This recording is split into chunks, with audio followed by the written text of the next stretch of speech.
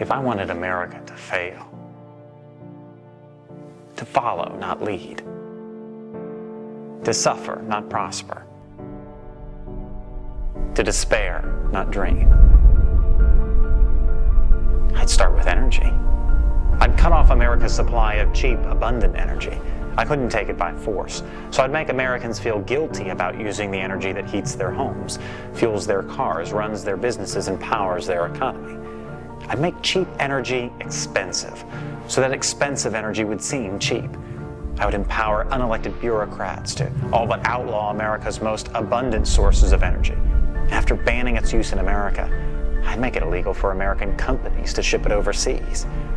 If I wanted America to fail, I'd use their schools to teach one generation of Americans that their factories and their cars will cause a new ice age, and I'd muster a straight face so I could teach the next generation that they're causing global warming.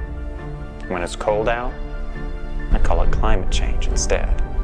I'd imply that America's cities and factories could run on wind power and wishes. I'd teach children how to ignore the hypocrisy of condemning logging, mining, and farming while having roofs over their heads, heat in their homes, and food on their tables.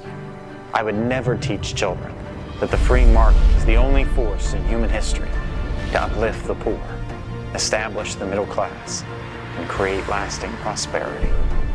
Instead, I demonize prosperity itself so that they will not miss what they will never have. If I wanted America to fail, I would create countless new regulations and seldom cancel old ones that would be so complicated that only bureaucrats, lawyers, and lobbyists could understand them.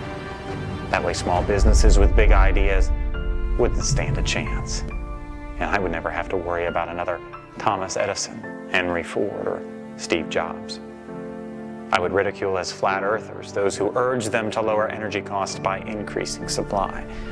And when the evangelists of common sense try to remind people about the laws of supply and demand, I'd enlist the sympathetic media to drown them out. If I wanted America to fail, I would empower unaccountable bureaucracy seated in a distant capital to bully Americans out of their dreams and their property rights. I'd send federal agents to raid guitar factories for using the wrong kind of wood. I'd force homeowners to tear down their own homes built on their own land. I'd make it almost impossible for farmers to farm, miners to mine, loggers to log, and builders to build. Because I don't believe in free markets, I'd invent false ones.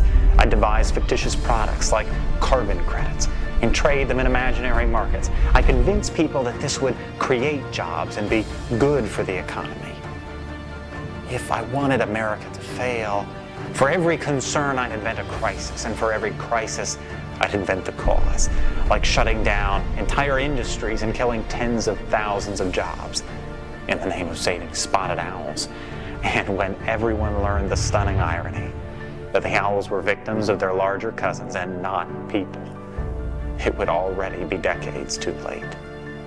If I wanted America to fail, I'd make it easier to stop commerce than to start it, easier to kill jobs than create them, more fashionable to resent success than to seek it.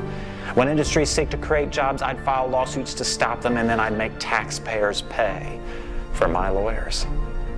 If I wanted America to fail, I would transform the environmental agenda from a document of conservation to an economic suicide pact. I would concede entire industries to our economic rivals by imposing regulations that cost trillions. I would celebrate those who preach environmental austerity in public while indulging a lavish lifestyle in private.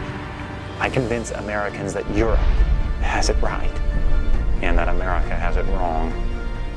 If I wanted America to fail, I would prey on the goodness and the decency of ordinary Americans. I would only need to convince them that all of this is for the greater good. If I wanted America to fail, I suppose I wouldn't change a thing.